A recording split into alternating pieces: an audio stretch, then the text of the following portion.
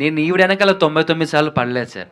మా నాయనమ్మ నేను చిన్నప్పటి నుంచి పెళ్ళి, పెళ్ళి, పెళ్ళి, పెళ్ళి అని చెప్పి ఎక్కువ ఇష్టం. సో, ఏమైందంటే ఒక వయసొచ్చిన తర్వాత నాకు 99 సంబంధాలు నన్ను రిజెక్ట్ చేస్తాయి. అమ్మాయిలు నన్ను రిజెక్ట్ చేసేస్తారు. సో, కృష్ణ గారి జీవితంలో కనిపించిన 100వ అమ్మాయే సుమతి.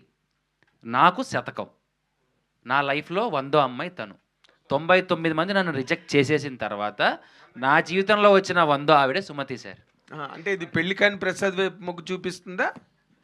అలా ఉండదు సార్. ఇది కంప్లీట్‌గా డిఫరెంట్. ఈడికెందుకు పెళ్లి అవ్వలేదనే దానికి కూడా ఒక కారణం ఉంది. దానికొక సీన్ ఉంది. ఎందుకు ఎవడి వల్ల అవ్వలేదనే దానికి కూడా మీకొకటి ఉంటది. ఎందుకు పోయిందనే దానికి కూడా ఒకటి ఉంటది. ఎందుకు వచ్చిందనే దానికి కూడా ఒకటి ఉంటది. సో, ప్రతి దానికి ఒక కనెక్షన్ సీన్ అయితే ఉంది సార్.